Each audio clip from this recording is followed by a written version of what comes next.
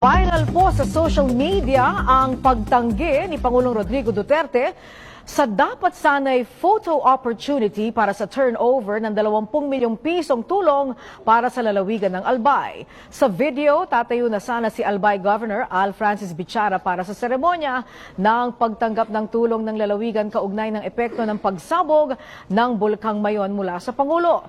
Pero pinigilan ito ng Pangulo at sinabing hindi niya nais na gawin pa ang ganitong photo opportunity.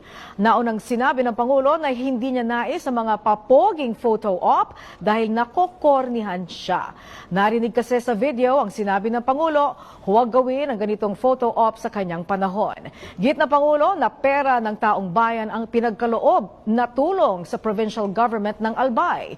Bukod sa 20 million pesos, 5 milyong piso naman ang iniabot na tulong ng PCSO sa naturang lalawigan.